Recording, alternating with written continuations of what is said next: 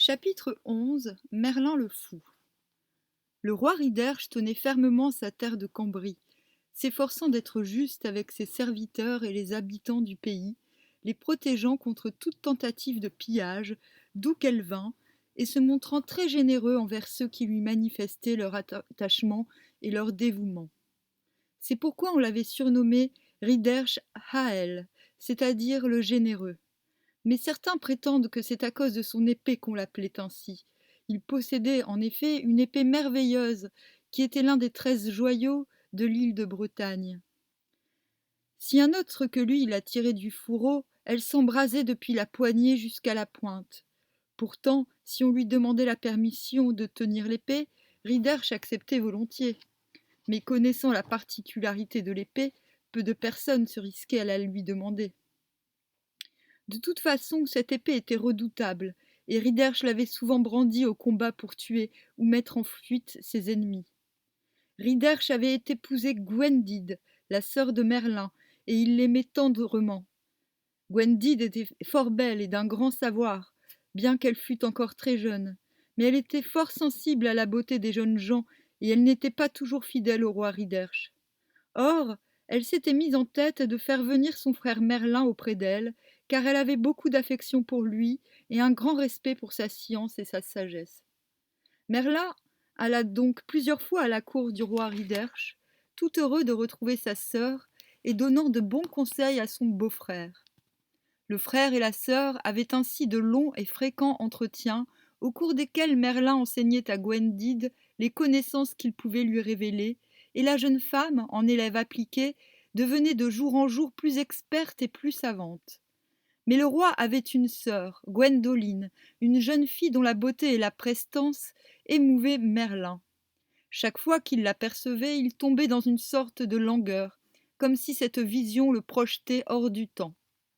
Gwendoline, de son côté, n'était pas insensible au charme de Merlin, car il était beau garçon et savait se montrer aimable et empressé auprès des femmes. Un jour que Gwendoline passait près de Merlin pour se rendre dans la prairie, devant la forteresse d'Alcuide, qui était la résidence du roi Riderche, elle s'arrêta, se retourna et dit à Merlin : « Pourquoi ne m'épouses-tu pas ?» Merlin, qui était en pleine rêverie, sursauta et la regarda d'un air étrange. « Je ne suis pas un homme pour toi, dit-il alors. Sais-tu que je suis le fils d'un diable ?» La jeune fille eut un sourire, non moins étrange, et lui répondit : « On m'a toujours parlé de la beauté du diable, et je ne demande qu'à en faire l'expérience. » Voilà qui est bien répondu, dit Merlin, mais il te faut savoir autre chose. Si je t'épouse, je ne serai pas souvent avec toi, car je dois aller vers ceux qui ont besoin de moi, et tu risques de ne pas avoir de mes nouvelles pendant de longs mois. Est-ce que tu supporteras une telle situation ? La jeune fille se serra contre Merlin et lui dit : « Oui, fils du diable, j'accepterai tout de toi. » Et c'est ainsi que le devin Merlin épousa Gwendoline, sœur du roi Riderche le généreux. Cependant, des dissensions s'étaient élevées entre les Bretons qui habitaient les régions de la Clyde. Certains peuples qui vivaient plus au nord devaient fuir la menace que faisaient peser sur eux les Pictes, toujours prêts à fondre sur leurs voisins pour leur piller bétail et récoltes. Et les nouveaux arrivants prétendaient s'installer sur des territoires qui ne leur appartenaient pas. Riderche se trouva donc engagé dans une lutte sans merci aux côtés du roi Urien et du roi Gwendoleu, contre des chefs ambitieux et sans scrupules qui faisaient régner la terreur partout où ils passaient. Et il y eut une grande bataille sur un gué en Arderide. D'après les annales de Cambrie, cette bataille aurait réellement eu lieu en 573. Arderide est généralement identifiée à Arthuré, au nord de Carlisle. Je vais noter.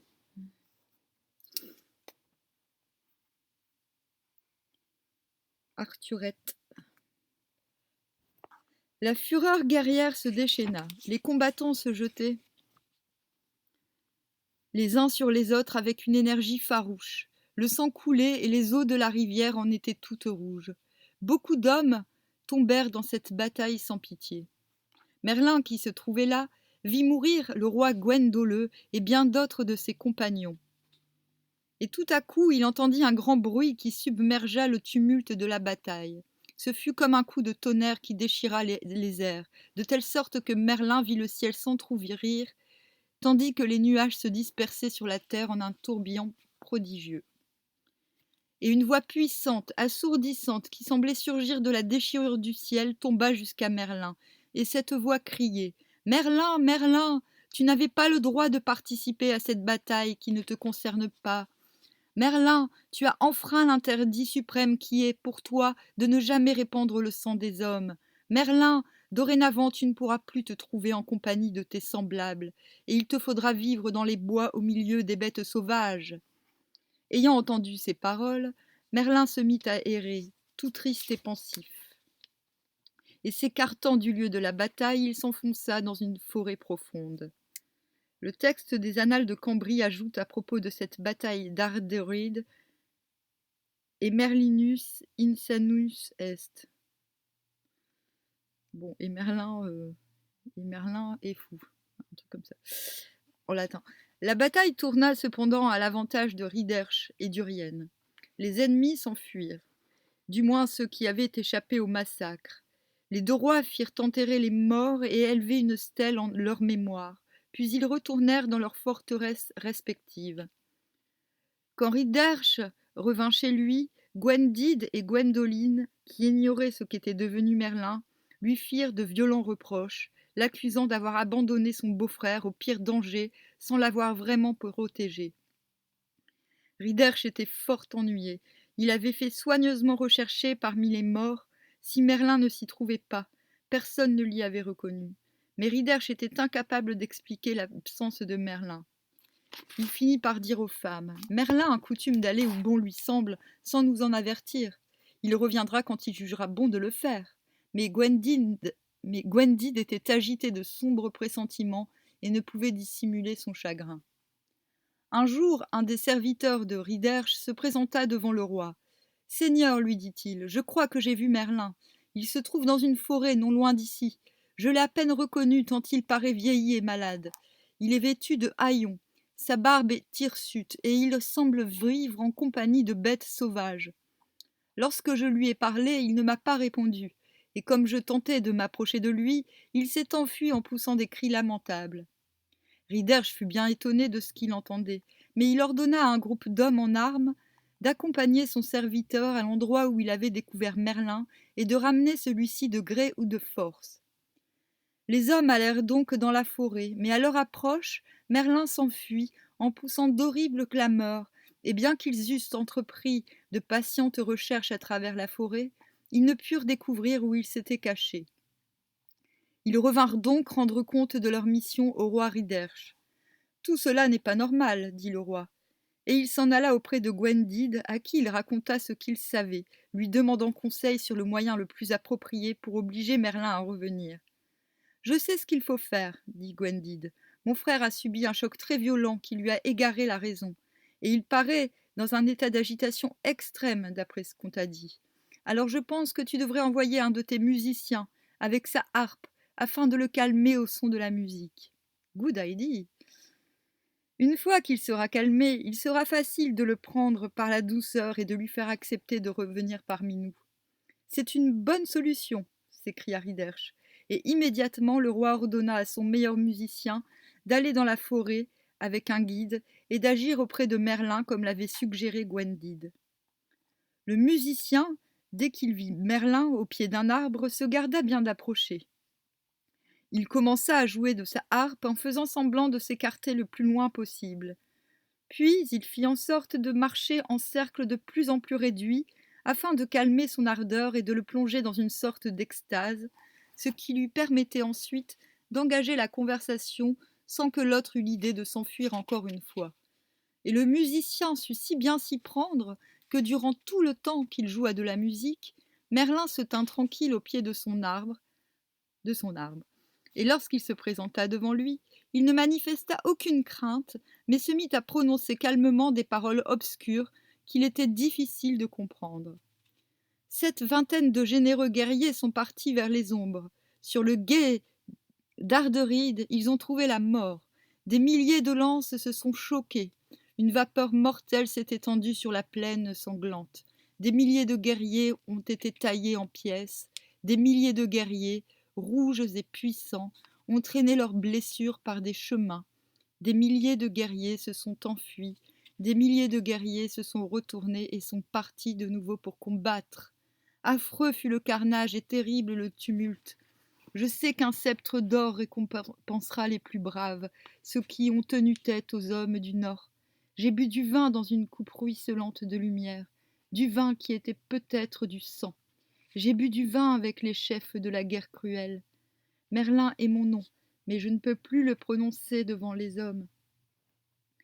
Le musicien s'assit devant Merlin. Que veux-tu dire, homme de sagesse demanda le harpiste. J'ai bu du vin dans une coupe brillante, avec les chefs de la guerre cruelle. Merlin est le nom qu'on m'a donné, que l'on connaîtra à travers les siècles. Merlin paraissait si las que le musicien ne lui posa aucune autre question. Il se contenta de jouer, sur sa harpe, l'air bien connu du réveil, celui que l'on joue après un festin, lorsque les convives sont plongés dans le sommeil de l'ivresse. Merlin écoutait la mélodie, les yeux fermés, et, brutalement, Merlin se leva et cria. Bientôt le monde sera tel que, par suite des guerres insensées que les hommes se livreront entre eux, les coucous mourront de froid au mois de mai. Et Merlin se rassit au pied de son arbre. Merlin, dit enfin le musicien, c'est ta sœur Gwendide et son époux, le roi Riderche, qui m'envoient vers toi pour te saluer et te dire qu'ils sont très malheureux de te savoir ainsi dans les bois, privé de tout, dans le vent, dans le froid, sous la pluie de l'automne. Je t'en prie, Merlin, sage devin. Ne laisse pas ta sœur dans l'angoisse et viens avec moi pour la rassurer. Merlin répondit. Depuis que Gwendoleu est mort, aucun roi, aucun prince, aucun guerrier ne vient me rendre hommage, et je n'ai plus aucune visite de celle qui est blanche comme un cygne. Le musicien comprit qu'il pouvait engager le dialogue avec Merlin. Il répondit aussitôt. Celle qui est blanche comme un cygne te réclame, devint Merlin. Ne la laisse pas dans l'angoisse de te savoir ainsi dans le dénuement, en proie aux rigueurs du soleil et de la pluie. Merlin se releva et entoura de ses bras le tronc de l'arbre. Et il dit, on dirait Nietzsche, Nietzsche avec son cheval. Doux pommier qui surgit dans la clairière, toi dont le feuillage se répand sur la terre, je prenais d'habitude mon repas à ton ombre, à l'heure de midi pour plaire à une fille que j'aimais. Oui, avant d'être privé de ma raison, je venais souvent près de toi avec une fille charmante, joyeuse, gracieuse. Mais pendant 10 et 40 ans, j'ai erré parmi les fous et les insensés. Après avoir eu de grandes richesses, après avoir entretenu des musiciens comme toi, voici que maintenant je n'ai plus que malheur et folie. Merlin s'assit de nouveau au pied de l'arbre. Viens avec moi jusqu'à la cour du roi Riderche, dit encore le musicien. Ta sœur Gwendide t'y attend et souhaite que tu viennes lui raconter tes aventures. Merlin se mit à rire et dit « Je suis sous un pommier que les hommes de Riderche ne voient même plus, bien qu'ils foulent le sol autour de lui. Ils ne savent même pas que je suis là. Oui, je suis Merlin le sage, mais légère est ma raison couverte de nuages. Est-ce donc irrémédiable d'avoir offensé le Seigneur, maître de toutes choses? Si j'avais su ce que je sais maintenant, comment le vent souffle librement sur la cime ondoyante des arbres, jamais je n'eusse commis cette faute, car ma pénitence est bien lourde. » « Quelle pénitence ?» demanda le musicien. « Écoute, petit pourceau qui joue de la musique pour me faire croire que le monde a changé. La montagne n'est-elle pas verte? Mon manteau est très mince et je n'ai plus de repos. Mon visage est pâle comme le versant de la montagne pendant l'hiver. Mes cheveux se font rares, mon vêtement est troué, ma peau frissonne lorsque le vent s'abat sur moi. Le vallon que tu vois est mon grenier, mais je n'ai pas de blé à y engranger. Que t'importe d'ailleurs, qu'importe à Gwendide et à Riderche que j'ai passé la nuit dernière sans dormir, la neige au-dessus du genou et des aiguilles de glace dans les cheveux. J'ai peine à dormir tant les chagrins m'agitent. Pendant 10 et 40 ans, j'ai tant souffert que maintenant la joie me fait mal. Et depuis la bataille d'Arderide, plus rien ne me touche, même si le ciel tombait ou si la mer débordait. Et Merlin se mit à pleurer silencieusement, abondamment. « Viens avec moi jusqu'à la cour du roi Riderche, dit le musicien. Ta sœur Gwendide se réjouit déjà de ton retour, ainsi que ton épouse Gwendoline. Toutes les deux se rongent l'esprit à t'attendre. Joue-moi encore de ta harpe, dit Merlin. Et le musicien se mit à jouer très longtemps, des airs tristes qui firent encore pleurer Merlin. À la fin, celui-ci se leva et dit « Emmène-moi chez le roi Riderche, afin que je puisse revoir ma sœur Gwendide et mon épouse Gwendoline. » D'ailleurs, dans l'Antiquité, on soignait la folie avec la musique, avec la guitare ou la lyre la lyre, et le bord des ruisseaux. Voilà. Mais on appelait la folie mélancolie à l'époque. C'est ainsi que Merlin retourna, et ce n'était pas une maladie. C'est ainsi que Merlin retourna à la forteresse de Riderche. Tous lui firent bon accueil, et le roi vint en personne le saluer à son arrivée. Mais quand il vit tant de gens assemblés autour du roi et qui criaient leur joie de l'avoir retrouvé, Merlin tomba dans le plus noir désespoir. « Malheur !» s'écria-t-il, « malheur à ce peuple qui ne sait pas discerner l'ombre de la lumière et qui est incapable de comprendre le message que je lui transmets. Je veux retourner auprès des bêtes sauvages qui sont mes amis. Laissez-moi partir !» Et il bouscula les hommes qui l'escortaient, se précipitant vers le chemin qui menait vers la forêt. Riderche cria un ordre, et ses serviteurs vinrent maîtriser Merlin. Riderche le fit mettre dans une pièce d'où il ne pouvait plus sortir. Mais chaque jour il venait le voir et lui demandait de ses nouvelles. Et chaque fois Merlin répondait « L'ombre est de même nature que la lumière, et bien fou est celui qui croit que c'est Dieu qui a séparé les éléments en bien et en mal. Regarde-moi, roi Riderche, et dis-moi qui je suis. Suis-je blanc ou suis-je noir? Quand tu le sauras, tu viendras me donner la réponse, et je te récompenserai pour ton honnêteté. » Riderche se demandait comment il ferait recouvrer la raison à Merlin, car il avait nettement conscience que celui-ci n'était plus capable de se diriger lui-même à cause de sa folie persistante. Le roi demanda à Merlin de jouer de la harpe, et il en joua, faisant d'ailleurs sourire tous les assistants. Mais à d'autres moments, il les faisait pleurer et paraissait se réjouir quand il les voyait se cacher pour verser d'abondantes larmes.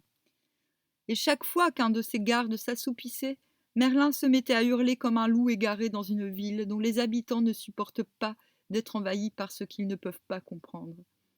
Enfin, quand la nuit venait, Merlin semblait n'avoir qu'une idée en tête, s'enfuir au plus vite et regagner sa tanière dans la forêt.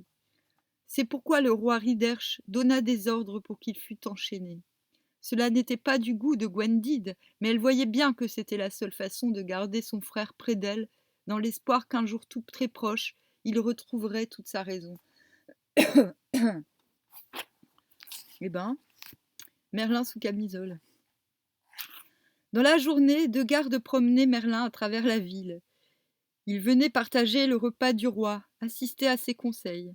Il était présent quand Riderche donnait audience à des solliciteurs. Toujours encadré par ses gardes, il s'asseyait dans le coin le plus obscur de la salle et ne disait mot, se contentant de regarder ce qui se passait avec des yeux grands ouverts, laissant passer d'inquiétantes flammes. Il se trouvait également là lorsque le roi prenait un moment de détente au milieu de ses familiers et, de toute façon, Riderche lui manifestait toujours un grand respect et une grande affection. Or, un jour, Merlin vit le roi enlever, avec un geste tendre, une feuille accrochée dans les cheveux de Gwendide au moment où elle était venue s'asseoir près de lui.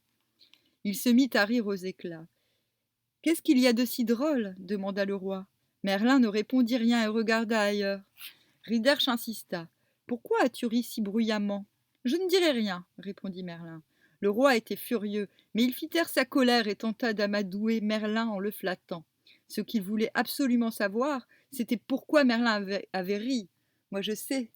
C'est parce que, à mon avis, si Gwendide elle avait une feuille dans les cheveux, c'est parce que elle s'était roulée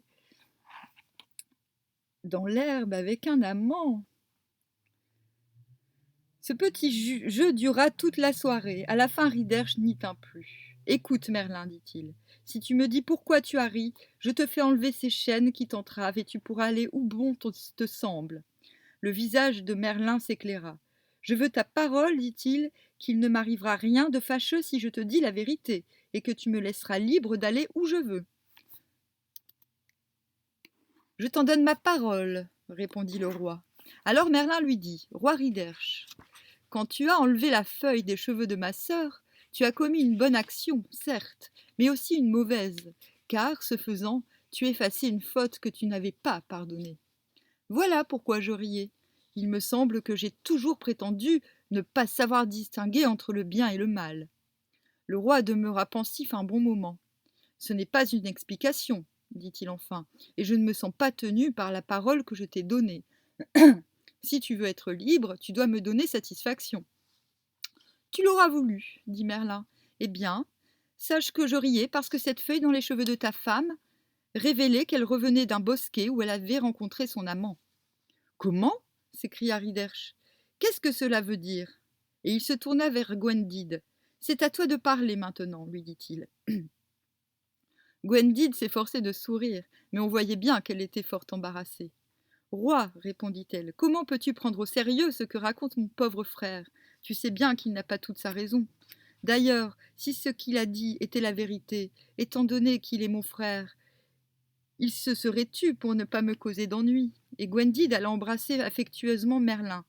Très bien, reprit le roi, mais avant de libérer ton frère, je consens à ce que tu puisses te justifier. Gwendide dit, ce n'est pas difficile, je vais te prouver que mon frère a perdu tous ses dons de voyance. Je te demande seulement de rester ici pendant que je préparerai les éléments de l'épreuve. Et Gwendide sortit, emmenant avec elle une de ses suivantes. Elle revint bientôt et présenta à Merlin un enfant qu'elle tenait par la main. « Peux-tu me dire comment ce garçon mourra » demanda-t-elle. Merlin répondit. « Il mourra en tombant du haut d'un rocher. » Gwendide emmena le garçon, mais une fois dehors, avec la complicité de sa suivante, elle lui mit d'autres habits, et grâce à des phares, elle modifia l'aspect de son visage. Alors elle revint auprès de Riderche et de Merlin. « Peux-tu maintenant me dire, demanda-t-elle à son frère, comment cet enfant mourra ?» Oui, dit Merlin, il mourra dans un arbre. Gwendide emmena le garçon et une nouvelle fois lui modifia son aspect. Revenant vers son frère, elle lui demanda encore de quelle façon mourrait l'enfant.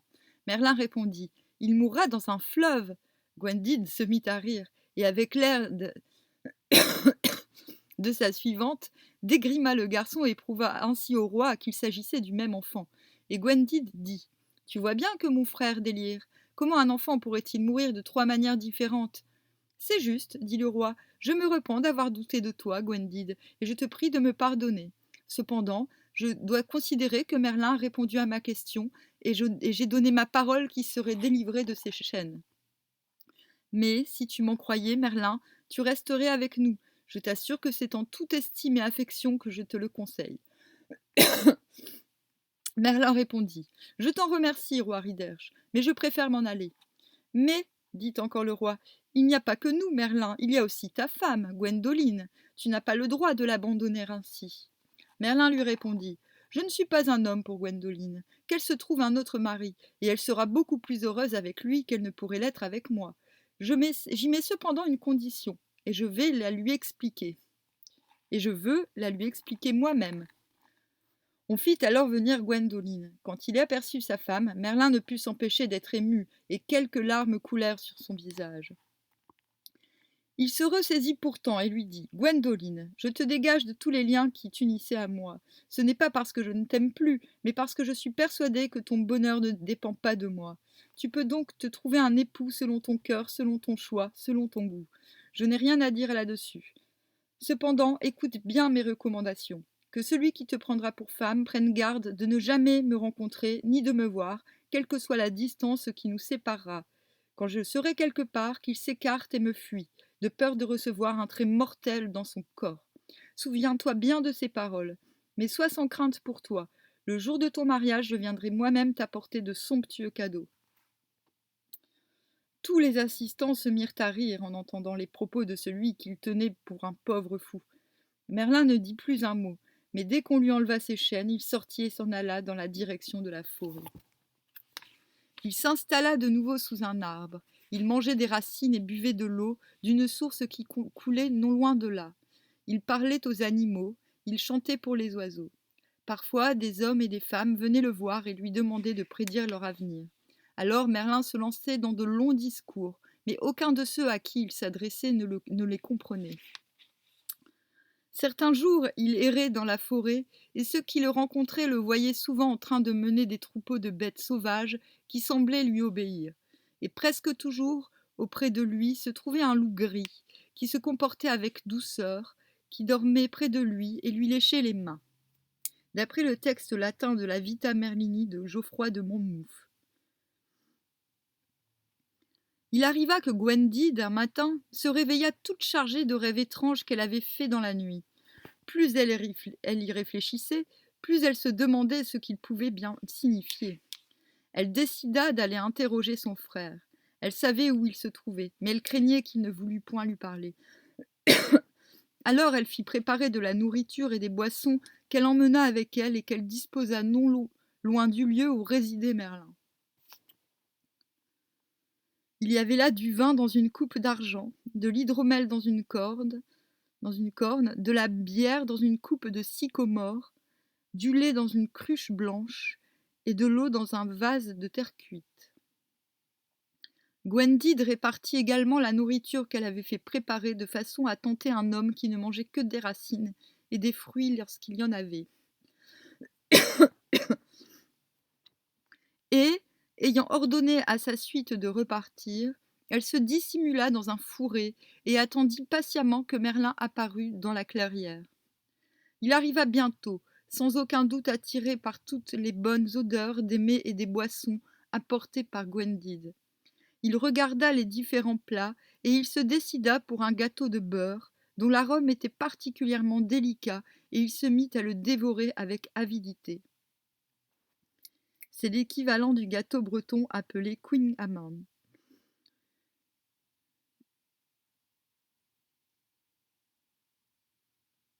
Quand elle le vit en train de manger de si bon appétit, sa sœur sortit du fourré et vint vers lui. Il ne la repoussa pas, mais la regarda à peine tant il était occupé à manger. Gwendide ne put s'empêcher de rire. « Il serait plus profitable pour toi de revenir avec moi à la cour du roi Riderche, dit-elle. Merlin avait fini de dévorer le gâteau. Il regarda sa sœur avec colère. « Pourquoi es-tu venue, Gwendide, toi qui es si indigne de la confiance de ton mari ?» Gwendide lui répondit. « Ne te fâche pas, mon frère bien-aimé. Tes paroles ne sont que le produit de ton imagination, et je ne suis pas ici pour te ramener à la cour du roi Riderche. Alors pourquoi es-tu venu ?» s'écria Merlin avec violence. « J'ai eu des rêves cette nuit, et je sais que toi seul peux m'en expliquer le sens. » Merlin éclata de rire. « Je ne suis qu'un pauvre fou, dit-il, et je ne sais que parler aux animaux qui vivent près de moi dans ces bois. Quand ils donnent leur amitié, c'est de façon sincère et définitive. Je suis bien d'accord. Ils n'ont pas le double langage, eux, tandis que les humains ne cherchent qu'à tromper leurs semblables. » That's true. That's true. Ah purée, moi depuis que j'ai plus de dents là, j'ai du mal à articuler. Hein. Gwendide s'était assise devant son frère. « Tu es bien sévère pour moi, mais je ne t'en veux pas. Goûte plutôt ces breuvages que je t'ai apportés. » Merlin prit la coupe d'argent et la renifla. « Qu'est-ce que c'est ? C'est du vin, mon frère chéri. Bois-le et tu sentiras l'ivresse se glisser dans ton cœur. » Merlin renversa la coupe sur le sol et dit « Du vin ?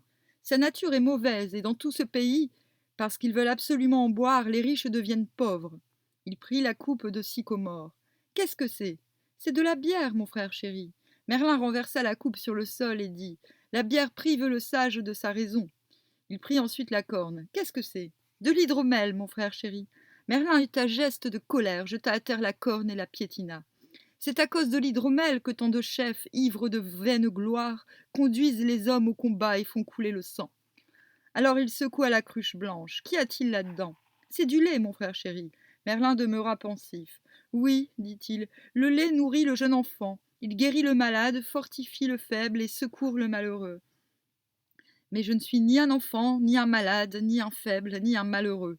Tu peux le donner à quelqu'un d'autre. » Il prit alors le vase de terre cuite. « Que contient-il ? » ?»« De l'eau, mon frère bien-aimé. » Merlin brisa le vase contre le tronc d'arbre et s'écria d'un ton méprisant. « De l'eau ?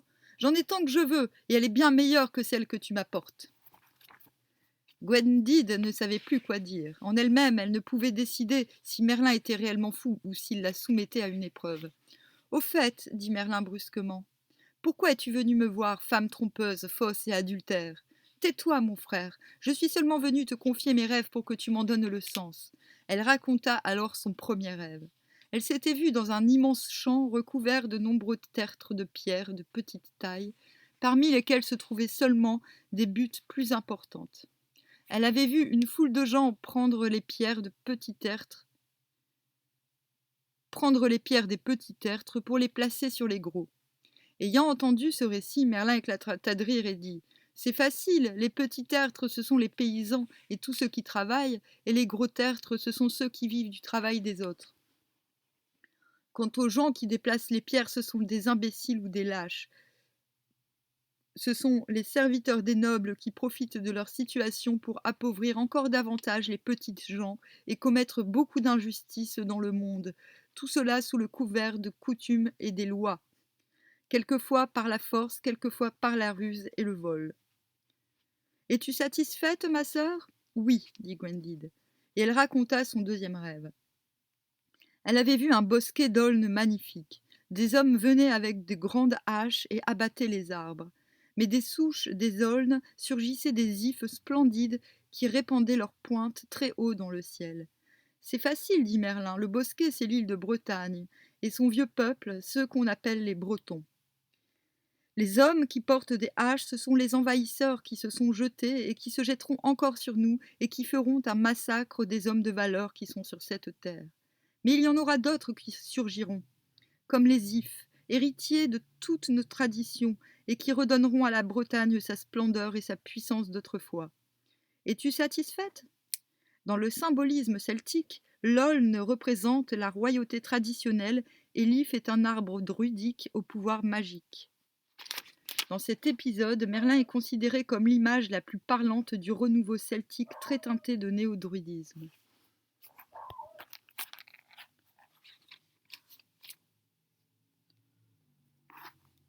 Oui, dit Gwendide, et elle raconta son troisième rêve. Elle s'était vue sur un rivage très bas et très plat, au-dessus duquel se dressait un grand nombre de buttes recouvertes de gazon bien vert. Alors la terre s'était mise à trembler et les buttes s'étaient effondrées. À leur place, elle avait vu des tas de fumier, mais sur ce fumier s'étaient mises à grandir toutes sortes d'herbes et de fleurs. « C'est facile, dit Merlin. Le rivage représente l'île de Bretagne, et les buttes sont nos anciens chefs, ceux qui ont donné à ce royaume sa puissance et sa gloire. Mais le tremblement de terre, c'est l'invasion de nos ennemis et la destruction des royaumes d'autrefois. Quant aux tas de fumier, ils sont l'image du pouvoir tombé aux mains des gens lâches et ignobles. Heureusement, les herbes et les fleurs qui grandissent sont le témoignage que surgira une nouvelle génération qui redonnera à ce royaume sa dignité et sa grandeur. Es-tu satisfaite ? » ?»« Oui, dit Gwendide, et elle raconta son quatrième rêve. Elle se trouvait dans un champ de blé magnifique, et elle avait vu un troupeau de porcs y faire éruption, briser toutes les tiges et saccager les épis. Mais alors apparaissait une troupe de chiens qui se précipitaient sur les porcs et les tuaient tous, les uns après les autres. « C'est facile, dit Merlin. Le champ de blé que tu as vu, c'est le royaume de Bretagne, et le blé représente les habitants de cette île. Quant aux porcs, ce sont les étrangers, les Pictes, les Saxons et les Gaëls, qui nous ont tant fait de mal et qui ont ravagé ce pays. Mais encore une fois, une nouvelle génération se lèvera, ce sont les chiens, qui rétablira la plénitude du royaume et chassera les envahisseurs d'où qu'ils viennent. Es-tu satisfaite ? » ?»« Oui, dit Gwendide, et elle raconta son cinquième rêve. Elle se trouvait au milieu d'un immense cimetière, en compagnie de jeunes filles très jeunes. Toutes ces jeunes filles étaient enceintes et sur le point d'accoucher. Et elle entendait les enfants converser entre eux, bien qu'ils fussent dans le ventre de leur mère. « C'est facile, dit Merlin, le cimetière c'est l'île de Bretagne, et les jeunes filles sont les témoignages qu'une nouvelle génération plus jeune, d'esprit que la précédente, surgira du désastre et de la mort pour redonner vie à ce royaume. D'ailleurs, si les enfants conversent entre eux dans le ventre de leur mère, c'est qu'ils sont déjà préparés à cette grande œuvre. Et il viendra un temps où les jeunes de 15 ans seront plus sages que les hommes de 60 ans. Es-tu satisfaite ? » D'après un récit gallois, Merlin le Sauvage, contenu dans un manuscrit de 1674 et datant des environs de 1530. Oui, répondit Gwendide, et je te remercie, mon frère bien-aimé, de m'avoir dit ces choses qui me réconfortent. Je sais maintenant que tu n'as rien perdu de ta sagesse. Mon frère unique, ne prends point ombrage de mon attitude. Depuis la bataille d'Ardéride, je suis malade d'angoisse. Je ne cherche qu'à savoir et je te recommande à Dieu. Puisse-t-il te recevoir dans la blancheur du temps? Moi aussi je te recommande au roi de toute créature, Blanche Gwendide, asile de poésie. Puisse Dieu te pardonner et t'élever jusqu'au sanctuaire des hauteurs, là où brille la plus belle lumière qu'on puisse contempler. D'après un poème attribué à Myrdine Merlin. Mais asile de poésie, c'est pas mal quand même. Et après avoir conjuré vainement son frère de revenir avec elle à la cour du roi Riderch, Gwendine prit le chemin du retour, toute pensive, car elle comprenait bien que Merlin n'avait rien perdu de ses pouvoirs. Et ce qui l'inquiétait le plus, c'était la prédiction qu'il avait faite à propos du jeune garçon qui devait mourir de 3 morts différentes. Après tout, Merlin n'était-il pas le fils du diable? Il connaissait des secrets qui pouvaient la perdre. Mais d'un autre côté, Gwendide éprouvait une tendresse particulière pour son frère, surtout depuis qu'il avait été frappé par cette malédiction lors de la sinistre bataille d'Ardéride, où avaient péri tant d'amis fidèles. Sa seule consolation, c'était de repenser à ce qu'avait dit Merlin. Une nouvelle génération se lèverait sur les ruines du passé, et les jeunes gens de 15 ans seraient plus sages que les vieillards de 60 ans. À quelque temps de là, Merlin, qui errait dans la forêt en compagnie des sangliers, eut une vision. Il s'arrêta soudain au milieu d'une clairière et se mit à observer le ciel. Et immédiatement il sut que Gwendoline allait se marier le lendemain. Il se mit à ricaner et poursuivit son errance, faisant retenir la forêt de ses chants que personne n'aurait pu comprendre. Mais, le lendemain, on le vit arriver devant la forteresse du roi Riderch.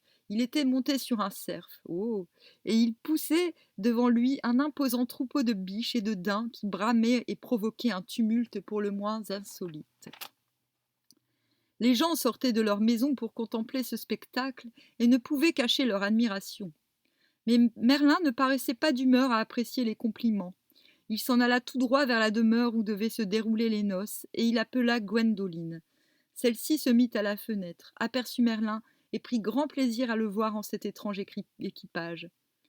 Cependant, attiré par le bruit, le fiancé vint lui aussi à la fenêtre et se pencha au dehors pour voir ce qui se passait.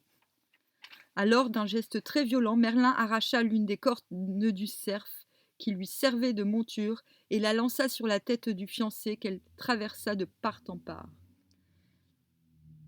Il s'écroula mort devant la demeure, tandis que Gwendoline poussait des hurlements de frayeur.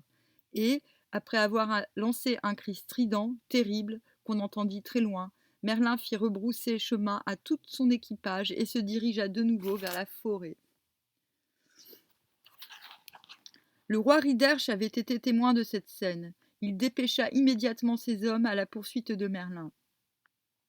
Mais il n'aurait pu le rattraper tant le cerf allait vite, si, au passage d'un torrent, Merlin n'avait pas perdu l'équilibre et n'était tombé dans l'eau.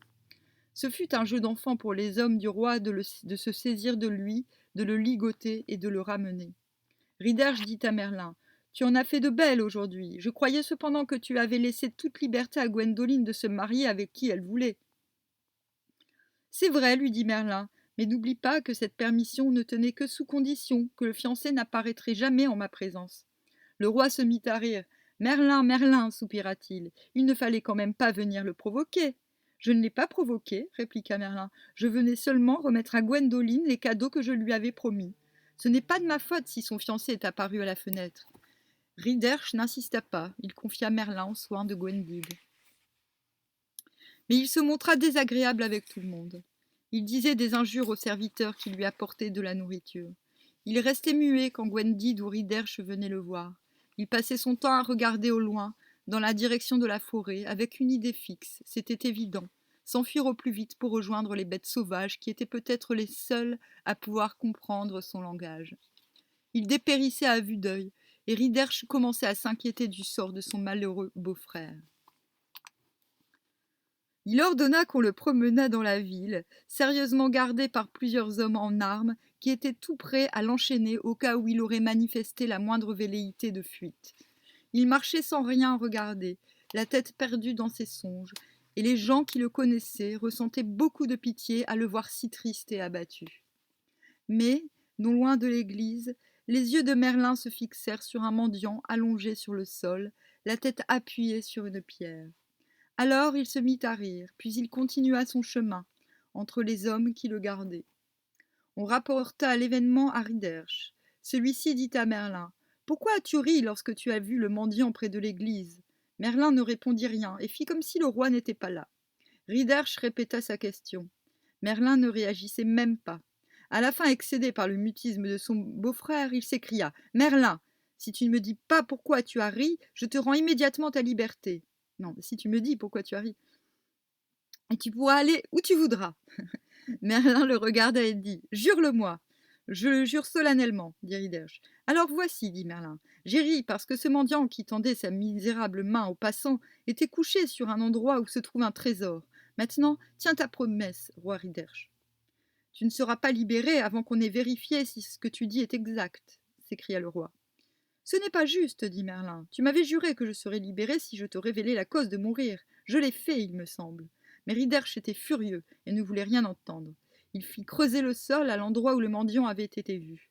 Et quand on eut creusé assez longtemps, on trouva un coffre qui contenait de riches bijoux et des monnaies en or. Merlin se mit à rire et dit au roi : « Alors, tu étais incrédule ? Tu n'as pas confiance dans ce que je te révèle ? » ?»« Non, répondit le roi. Tu m'as prédit qu'un enfant mourrait de 3 morts différentes. J'attends toujours confirmation de ta prédiction qui me semble d'une parfaite absurdité. » Merlin se mit à marmonner entre ses dents. « Patience, patience, et tu seras bien ébahi. » Néanmoins, comme il en avait fait le serment, Riderch ordonna qu'on laissât partir Merlin. Il se précipita en courant hors de la ville, en direction de la forêt, au grand désespoir de Gwendid.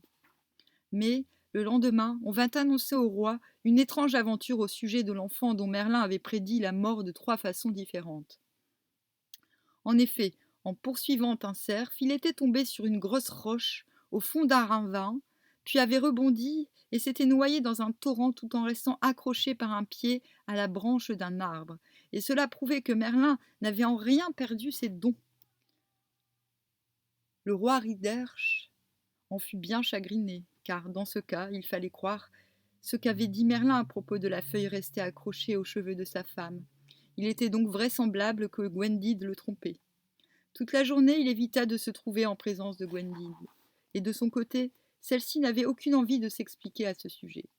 Elle rassembla ses serviteurs les plus proches, engagea quelques charpentiers habiles et déclara publiquement qu'elle désirait se retirer un certain temps dans la forêt pour aider son malheureux frère et le soigner, dans l'espoir de guérir sa folie et lui faire réintégrer la société des hommes. Riderch ne fut pas dupe de l'attitude de Gwendid, mais il la laissa partir, bien qu'il en ressentît beaucoup de peine. Gwendid fit construire un groupe de maisons pour elle et ses serviteurs, et, plus à l'écart, une demeure pour Merlin. Celui-ci, en effet, avait fini par accepter de renoncer en partie à sa vie d'homme sauvage. Il trouverait dans cette maison un abri pour les jours de pluie ou de froid, et le reste du temps, il s'en irait errer où bon lui semblerait avec le loup gris dont il avait fait son compagnon. Toutes les versions de la légende insistent sur l'ambiguïté qui existe entre Blaise et le nom celtique du loup. Oh, Blaise était donc un loup-garou. Ainsi vécurent pendant de très longs mois Merlin le devin fou, sa sœur Gwendid qui, chaque fois que cela était possible, recueillait soigneusement les paroles insensées que prononçait son frère. Et on dirait la famille Manson. D'ailleurs, petite interruption, bientôt je ferai des lectures sur la lecture des propos de Charles Manson. Bientôt, je pense.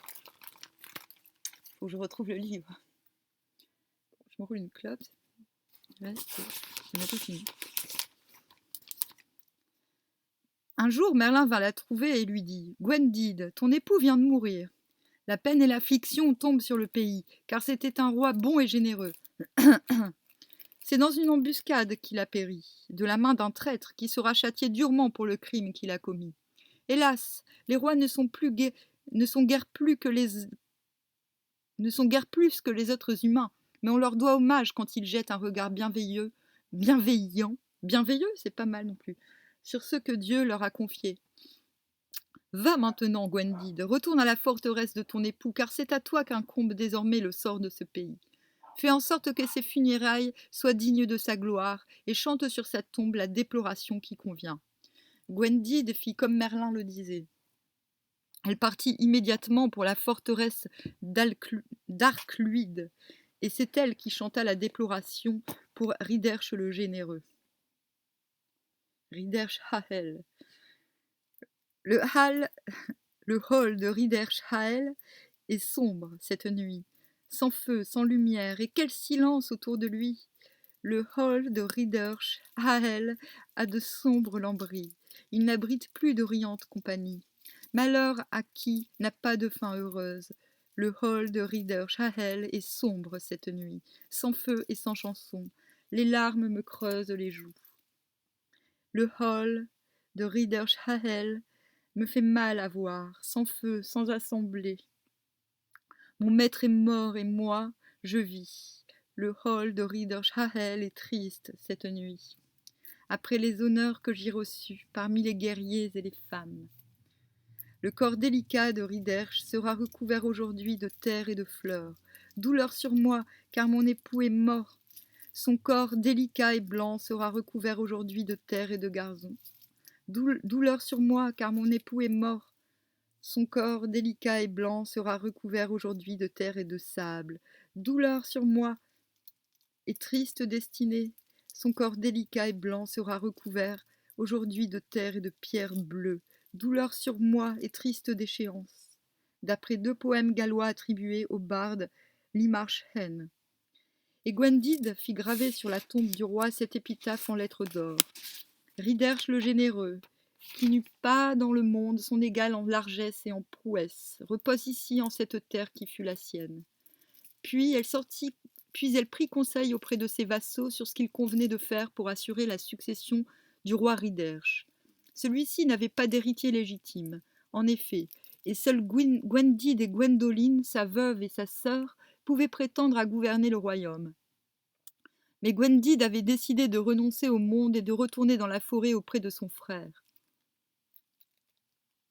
Les vassaux délibérèrent et l'on tomba d'accord pour confier les destinées du pays à Gwendoline. Alors Gwendoline prit congé de tous et revint à sa demeure en forêt. Elle y trouva Merlin plus affaibli que jamais. Sa tristesse faisait peine à voir, et Gwendide se demandait avec angoisse par quel miracle elle pourrait le sauver. Il restait immobile sous son arbre favori, son loup à ses côtés, les yeux hagards et vides, et il ne prononçait pas une seule parole. On avait beau lui présenter de la nourriture, il refusait tout et n'absorbait que de l'eau. Il a raison. Hop. Non ? L'eau guérit tout, paraît-il.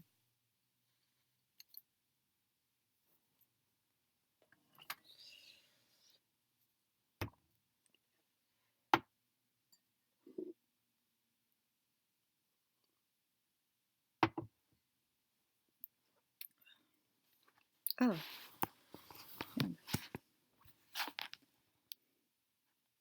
C'est alors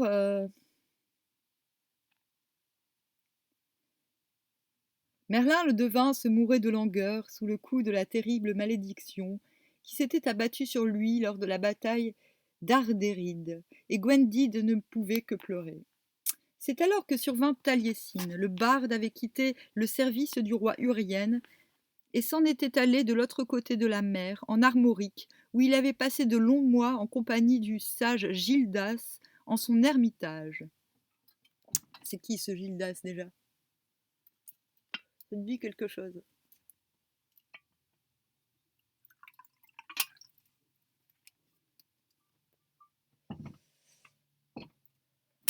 Ah merde, putain, j'ai fait tomber la cafetière.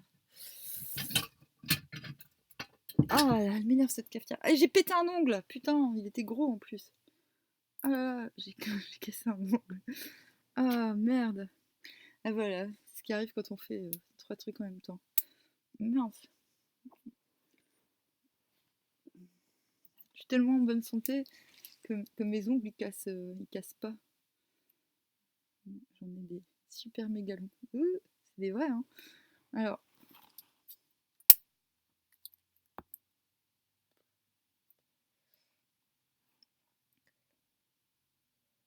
J'en étais où? C'est presque fini.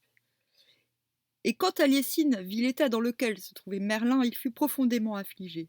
Mais il dit: Je sais que, non loin d'ici, une source nouvelle vient de jaillir et que les eaux de cette source ont de grandes vertus curatives.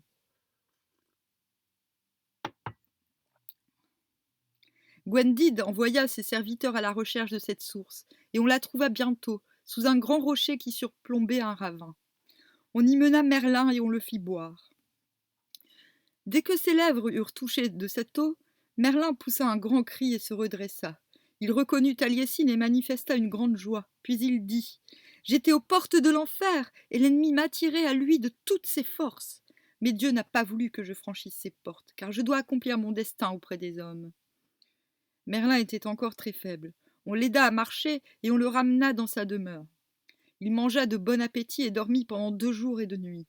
Quand il se réveilla, il était joyeux et peu à peu, reprenant des forces, il se montra tel qu'il était auparavant. Il passait de longues heures à converser avec Taliesin. Le barde chantait le vent, les étoiles, les nuages, les sources qui sont dans le monde et la lumière du soleil. Merlin l'écoutait attentivement, puis il posait des questions qui ne demandaient même pas de réponse. Souvent Gwendid participait à ces entretiens, et elle se réjouissait que son frère eût retrouvé toutes ses facultés. Au bout d'1 mois, Merlin fut tout à fait rétabli. « Il me faut maintenant partir, dit-il, un jour, car les temps sont venus. Je ne peux rien changer au destin, mais je dois être présent pour que tout s'accomplisse. » Ce qui est sensiblement la même chose, non?